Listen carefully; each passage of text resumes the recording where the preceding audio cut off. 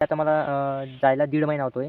तर how my experience म्हणजे 1.5 महिन्यात मी काय-काय गोष्टी केल्या आणि गावाकडचं राहणं आणि पुण्याकडे राहणं म्हणजे शहराकडे राहणं एका गावाच्या मुलाला म्हणजे कसं सूट वगैरे होतं, ते मी तुमच्यासोबत शेअर करणार आहे. तुम्हाला शेताचा टूर पण करतो आणि तुमच्यासोबत गोष्टी करतो.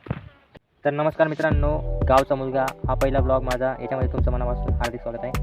तर या ब्लॉगमध्ये आपण असं सांगणार आहे की मी आता सध्या गावाला आलेलो आहे आणि मी कॉलेजला पुण्याला आहे.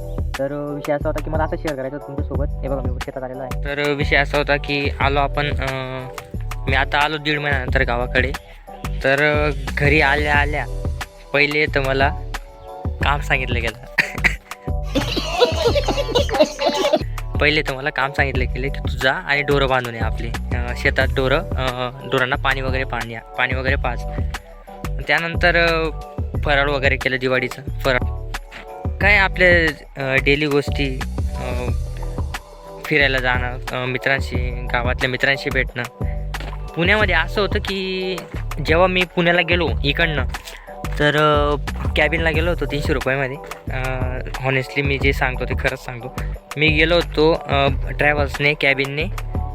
तर रात्रभर माझ्याजवळ जे लॅपटॉप होतं त्याच्यामध्ये माझा इतकं जीव की त्याला मी पुढे ठेवलेलं होतं. आणि ट्रॅव्हल्सवाल्यांचं तर तुम्हाला माहिती आहे कोणते रूट शोधून काढतील, यांचं काहीच खरं नाही.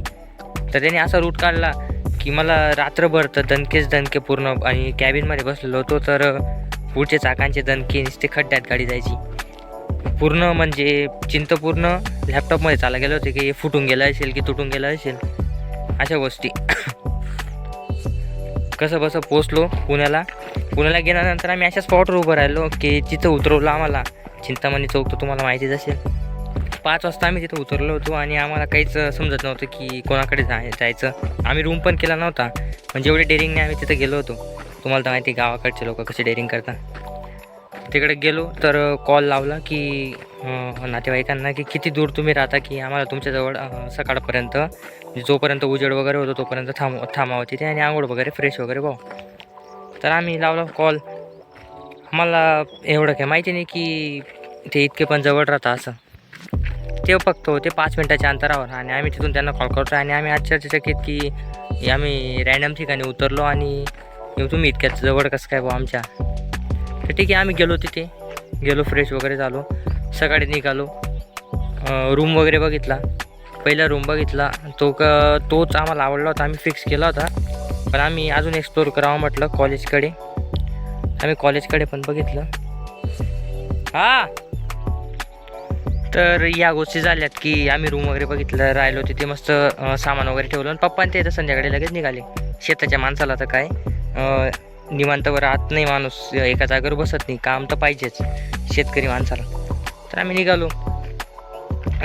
त्याच्यानंतर मग आम्ही कॉलेजला जायला सुरुवात केली आणि त्यानंतर 1.5 महिना तर ऑब्वियस आहे की कपडे धुणं वगैरे, तुम्हाला तर माहितीच आहे, कंबर तर लई दुखतं. पण ठीक आहे.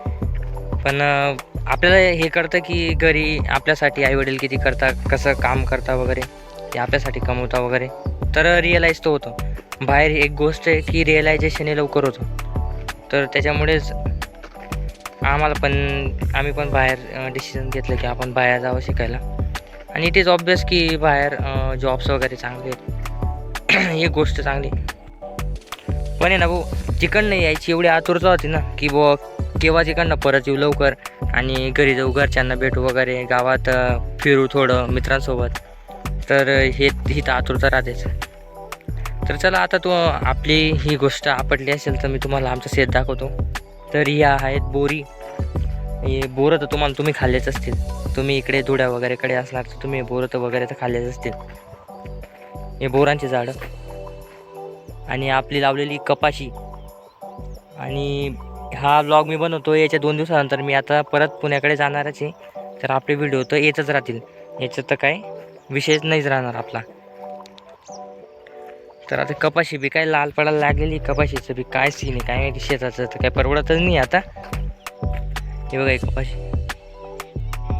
मस्त आहे कपाशी. तर चला मग तुम्हाला काही इक्विपमेंट्स वगैरे दाखवतो की शेतात कामाला जे रोटावेलर वगैरे आपले राहतात ते तुम्हाला दाखवत आता मी. हे बघा, हे तुम्हाला दिसत आहे की हे आहे रोटाव्हिलर गरम आहे. चला गरम आहे. आताच बंद केलं आहे पप्पांनी. तर हे चालू त्याचं काम आहे बघा खाली. असं हे काम करत असतं. छोटंसं बरं आहे की आमची पण शेती काही जास्त नाही. तर छोटंसं बरं आहे की बोरिंगमध्ये तण वगैरे उलटं सुलटं होऊन जातं, चांगलं राहतं. त्याच्यामुळे घेतलं. याची प्राईज आहे 52,000 आणि हे पडलं आहे सबसिडी घेऊन 80% सबसिडीने, 80% सबसिडीने घेतलेलं आहे. कोणाला घ्यायचं असेल तर DBT पोर्टलवर आपण अप्लाय करू शकतो. तिथं जाऊन तुम्ही याच्यासाठी अप्लाय करू शकता. तर पुन्हा भेटूया मित्रांनो एका नवीन ब्लॉगमध्ये किंवा नवीन इंटरेस्टिंग व्हिडिओमध्ये. तोपर्यंत जय खानदेश, जय महाराष्ट्र.